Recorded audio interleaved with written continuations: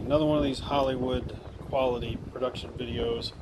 Hopefully for what we lack in quality, we make up for in information. So what I'm going to do today, I've had a couple of bridges come in because they have the same problem.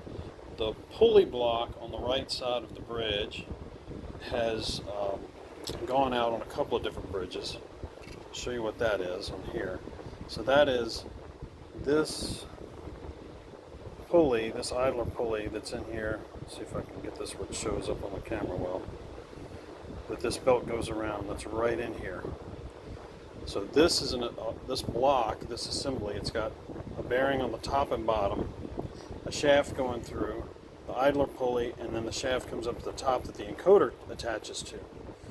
When those go bad, bumping in the camera, when those, still bumping in the camera, okay, when those go bad, this is what it looks like with one out. This is one that came off of this bridge originally when I got it in. They can completely come apart. So in this case, this top bearing completely blew out. Well, like both the bearings did. I mean, you can see in here, this thing's just completely destroyed. So most of the time, they'll just be making noise. As you push the head back and forth on the bridge, you can hear some noise from that side. If you can hear gravelly sound, if you take the belt off and you spin it and you can hear it making noise, then it needs to be rebuilt. So I'm going to go through this bridge and show you how to replace that, along with replacing the belt, replacing the bearings in the head, and just kind of cover everything involved in the bridge. Alright, so first thing, when you go to take off a bridge, on the left and right side you have the screws that hold, they're flathead screws that hold the bridge down to the Y-axis assemblies. So those 4 screws need to come out, 2 on each side. All these plugs need to be undone. You've got the main motor plug needs to be unplugged. You've got, this is a limit switch plug that comes up here to the front. There is a ground strap that goes here. That needs to be undone. And then in the back, you've got these 3 plugs that have to be undone. So with those and the screws out, then you can kind of tilt the bridge, shift it a little bit to the right, lift it up to get past the tracking, and then you've got 2 screws that hold the tracking bracket on right here and here. With those removed, then the whole bridge is free, and with it off, you can either send it in, somebody like me that can work on it, you can work on it yourself. There are certain things you can do with it in the machine. Overall, it's easier to work with off the machine though. Okay. So first thing I need to do is take this autofocus plunger off of here, because it's in the way. If you're going to change the bearings in the head, you have to take this plunger off, because it will not clear the side of the machine that holds the Y-axis. It'll actually run into that. So you have to have this off. So you can do it one of 2 ways. You can either take both these screws all the way out, or you can just loosen the screw on the side that has this little notch you can see right here. This little notch is what allows this to, when it tightens down, to clamp onto that. This one you can always leave tight, but this one you loosen and that slides out. If yours is stuck, you can just take both these screws out and take it off. But notice on here how if you take it out and the screws fall out, this is the longer side goes onto the bracket, and the short side is the one that's out here on the end. Alright, next, I think I need to move, do I need to move the camera? Let's see. Can we see everything from here? Okay, so I need to loosen both of these screws. Let's see if we can see them. I'll tilt it up if we can. Okay. So that's this screw and this screw. I'm going to loosen these up just a little bit, because what I need to be able to do is have this tensioner, I need to loosen it. So I'm going to back this screw out. And sometimes when it's bound up, I've had this one undone recently, if you kind of pull on it and hold the bracket and pull on the belt, you can get this to slide. You can push on it sometimes, it'll come out. So the belt's pretty loose now. So what I can do is set this back down. Keep it where you can see it. Is I'll take the top screw all the way out.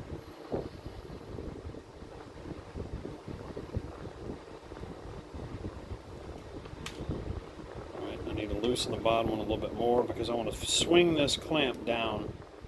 I find it easier not to take the screw all the way out of it. It's loosened enough now I can pull the belt off of it. And then I continue to loosen this screw until I can lift it up a little bit and swing that down so I can see that. So I've got this hanging down here now. Alright, then I can take this in and I'm going to take this one out completely.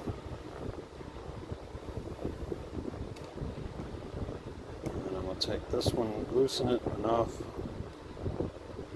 that I can have the belt come out of here, and then this one, when I'm ready to put it back in, I need to have it loose enough that I can have it hanging down just like the other one. So just like that. Okay. So if I'm replacing the belt, just pull it all the way through, belt's off. If I'm replacing the bearings, the sleeve bearings, I'll pull this all the way down here to the end, down here where the rails stop,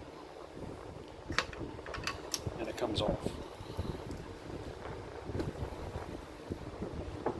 Okay, these sleeve bearings on this one were in pretty good shape, so I didn't have to replace them.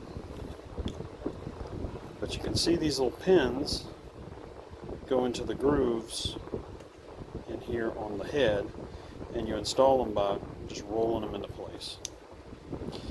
And when you get brand new bearings, they're a little bit long. They stick up here along this edge and on this edge.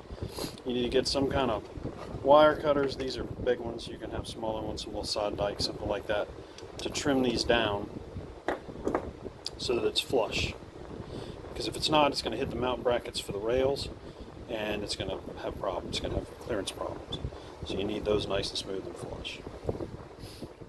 Alright, so now we need to take the encoder off so that we can remove the pulley block to change it out. So I'm going to first take, there are two screws that hold this little bracket that has the encoder. So I'm going to take these two screws out.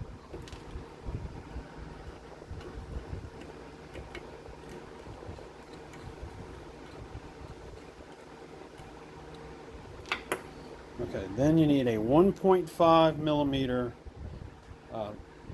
metric Allen wrench to get this collar out of here. I'm going to reposition this camera and see if we can get this where we can see in here better, or maybe I'll just be able to hold it up. Okay, so under here, if we spin this, there is our screw that we have to loosen up. So I need to loosen that screw that's on the shaft that runs through all this. So I'm going to set it back down so I have a free hand. You can hold the pulley with your finger so that it won't rotate. My hand's going to be in the way. You just loosen it up a little bit. You don't have to do a bunch, and then this just comes off.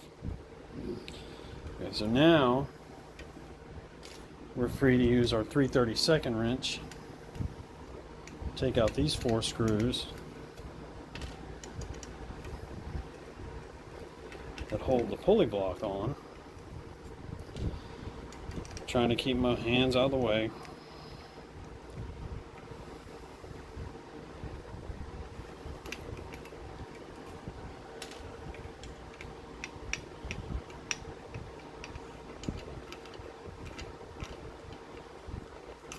Okay. So then the pulley block is loose now. I'm just holding it under here. It just comes right out the bottom. So this is what a proper pulley block should look and feel like. No noise when you spin it. It's quiet. It's tight. And that's the way it needs to be. Alright, so putting this back together, let's say I've taken that old one off, now I've got the new one to put on. Get it under here. We're just reversing the process.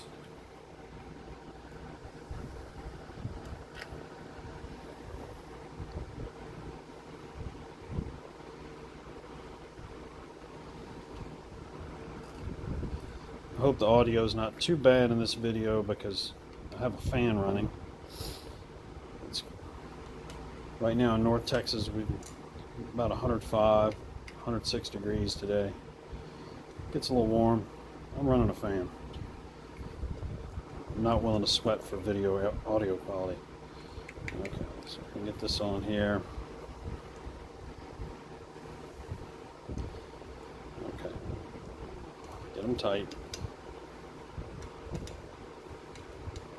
You don't have to really just totally wrench down on any of these screws. Like I'm using the short arm of this Allen key up here, which you can't really see, but I'm using the short arm and just getting it where it's finger tight like this, nice and snug. But if you over tighten these stainless steel small screws that are used on this thing, then you'll strip them trying to get them back out. Alright, so this next part can be a little bit, depending on what your setup is, sometimes it can be a little bit tricky. This collar, when this shaft slides in here, if it's not perfectly straight, then what will happen is this encoder will wobble and it'll wear out the encoder. So you want it to be nice and smooth. So we sit this down, want to spin the shaft, and I've already done this one. And when I started with this, it was wobbling. So what I had to do was do things like slide it up and down, just kind of pushing up and down on it.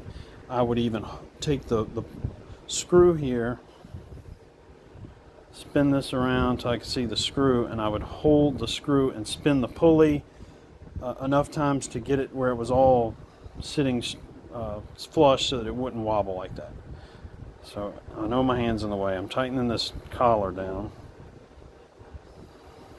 I don't think I can show you real well, but I'm just tightening that down. Again, you don't have to go crazy with it. You do want this tight because if this slips, then you're going to get an encoder error message. So I can spin it. It's not wobbling. Then I want this encoder, the brackets back down tight.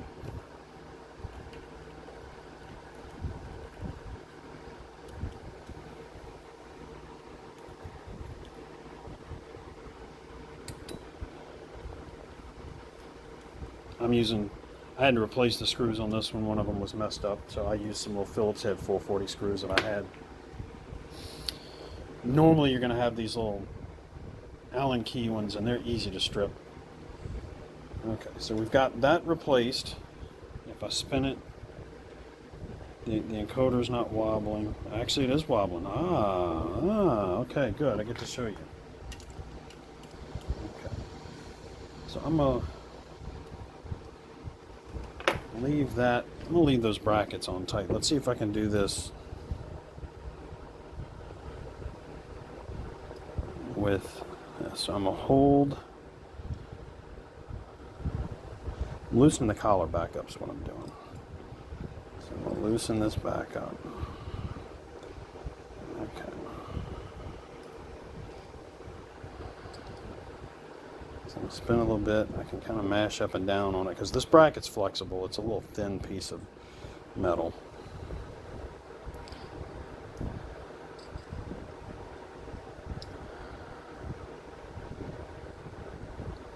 Back around where I can. I've got it loose enough now, it's hard for me to tighten it back down. Bear with me for a second. Get my head in the way.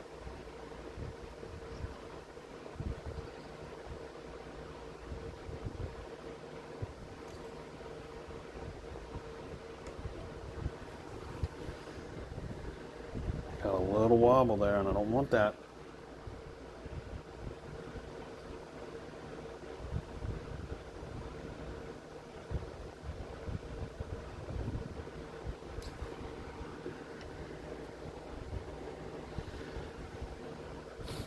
Now, watch, I'm going to have a hard time doing this. I had it perfect, and for the video I undid everything, and now I'm I'm gonna pay the price for that. Okay,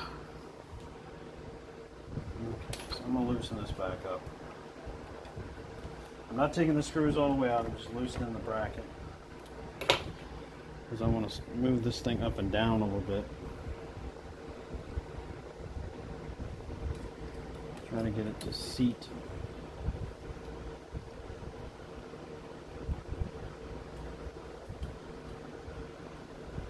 Properly on this shaft. Ooh, that's terrible.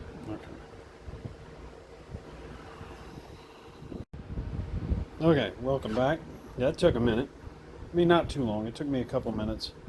I actually even pulled the entire coater off, pulled the collar off of it, looked at it, put it back on, even took a little sandpaper and ran it around the edges of the shaft to make sure there wasn't something on the shaft. And maybe there was, because when I put it back on now, when I spin this thing, it's nice and smooth. There's no wobble with the encoder. But that's important that you get that where it's not wobbling when you have that on there.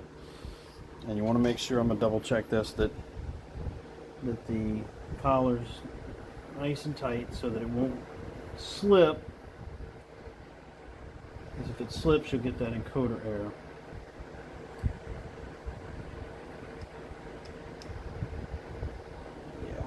Yeah, it's tight. Okay, so that's good. That's finished. Okay, I backed off the view a little bit. I'll show you how to put this back together.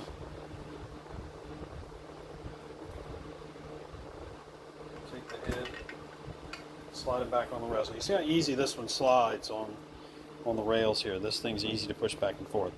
If you've just put brand new bearings in, yours might be very, very tight, where you're really having to push to get it back and forth. If that's the case, then what you're going to do, once you have it installed on the machine, you're going to need to go to service, self-test, and you're going to need to run a burn-in.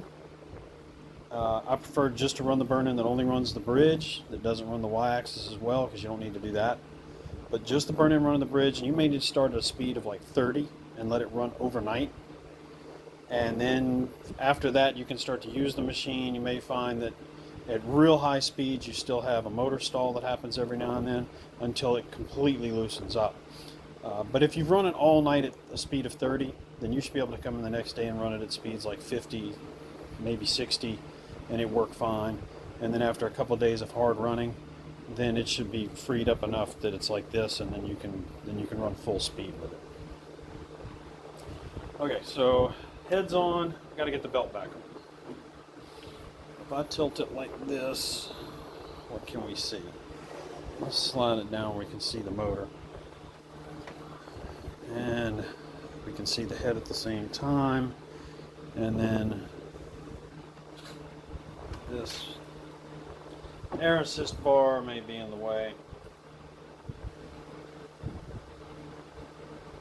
Can we see where I'm putting this in here? I'll hold it up. Okay, so we're going to put this belt into this so that all the teeth are grabbing. We're going to put it all the way in. Then we're going to flip this up. Look how amazing I am with one hand. We're going to flip this up. And we're going to put that screw in, and we're going to tighten this side all the way down. Because this is our static end that's fixed.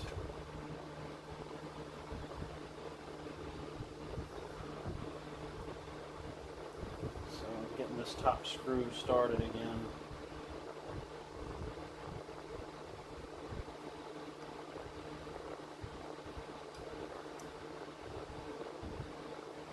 Lock it down.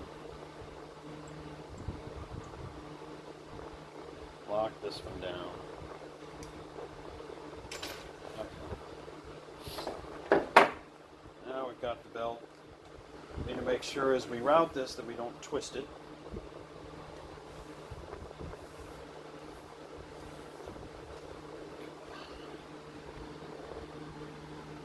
So I'm going to take the belt and go around the motor pulley. So as I'm coming off of this, it's going to go down through the hole in the bracket here and over the top as it's laying on its back, over the top of the pulley, and then back under and go under this. So take this, go around, back under,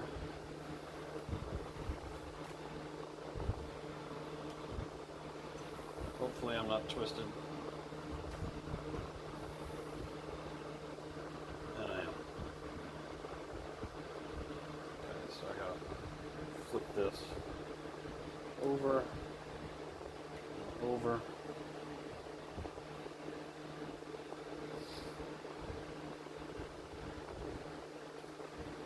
Flip this one over and over.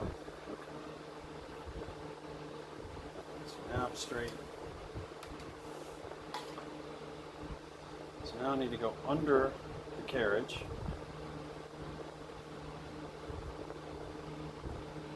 This. Pull this through.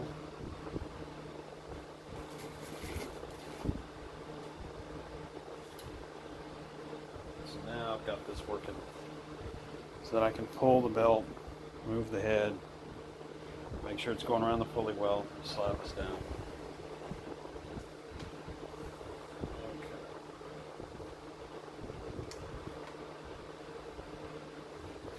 Now the trick to this end,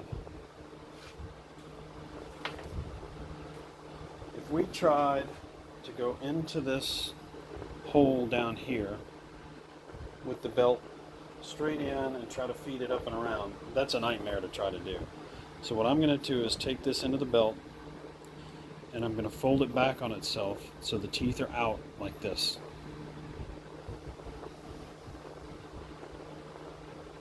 Make sure I'm straight.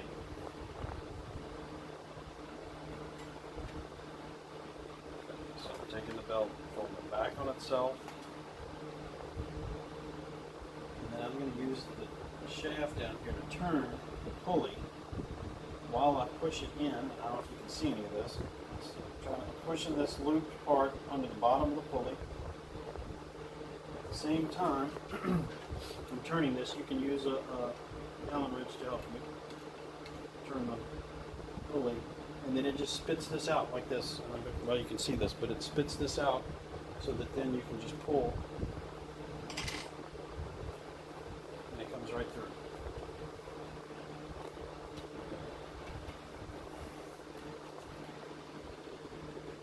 So now we have this end of the belt ready to go onto the tension clamp here. Okay. So the trick to doing this tension clamp is that, let's get this out the way. You want this tensioner backed off. I'm going to do a little bit more so where we can see it. You want this tensioner even with the holes for the screws that hold the clamp on. You want the end of it even with that. Because if you have it too far in, then you're not going to have enough to tighten it. If you have it too far out, then when you try to put this clamp on the belt, it's not going to hold the belt down, it's going to pop out. So this is kind of the perfect spot to have it lined up with those holes. And I'm going to sit it down so I have some free hands here. If you've gotten a new belt from someone, a lot of times we'll ship these belts and they're a little bit long, maybe a few extra teeth here. You just line it up to that, and if it is too long, you just mark with your finger where it needs to be cut so that it's even with the edge of that clamp, and then cut it, and then you're ready to put this down.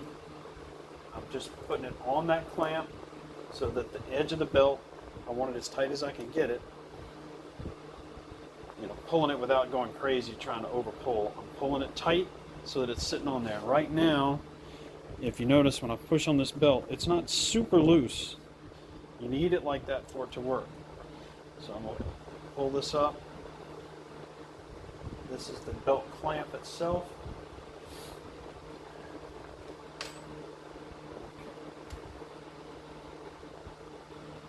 Should have had this ready to go.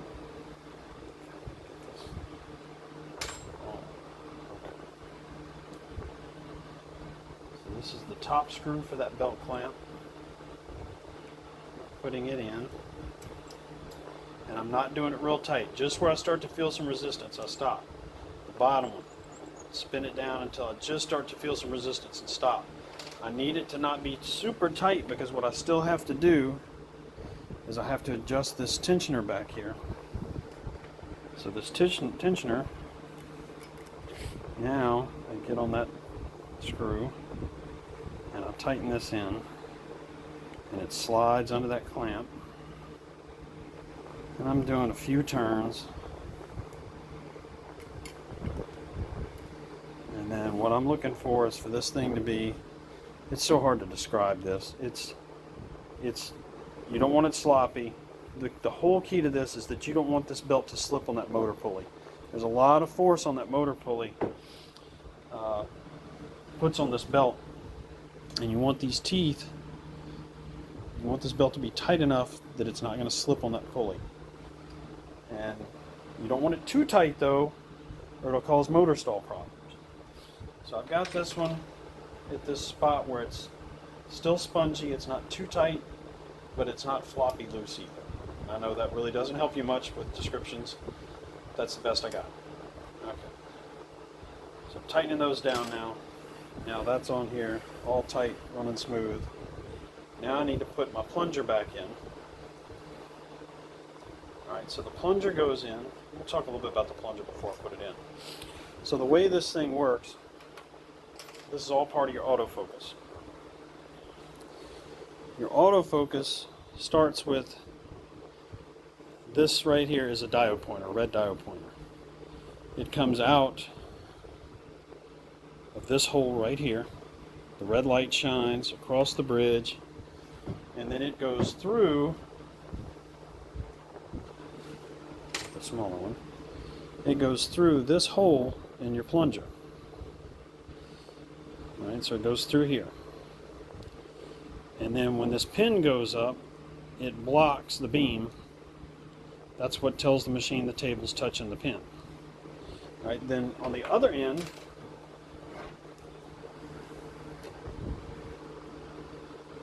it goes into this little hole down here. I don't know how well you can see that. Let's see if I can grab a Allen wrench here. It goes into this hole right here. On the back of this, it's kind of hard to see because everything's black. On the back of this right here, I'll move it down so we can see it. That helps. On the back of this right here, this is a photo receptacle, so it's a switch. So it picks up that light coming in, and when the light's coming into it, it's telling the machine that everything's clear, the table's not in the switch. And then when it doesn't have light coming into it, when the plunger blocks it, it's tells the machine, okay, the table's up. So if your plunger is stuck up, or if it's rotated so that the beam doesn't go through the hole and doesn't hit that switch down there, the machine thinks the table's up even when it's not. And that's when you get Z out of bounds errors and all kind of fun stuff that most of us have experienced in Xenetech machines before. Okay, so tightening this down. I'm going to have to do the final adjustment on this once I've got it hooked up on my test bed. I'll have this set up so that I make sure the beam's going through. And just so you know, since we're talking about all this at once, if you have to adjust this red dot pointer, because even if you have the plunger out of it, if it's not hitting the hole in this end properly, then you have to adjust this pointer down here. And for your front to back adjustments, there are two holes right here.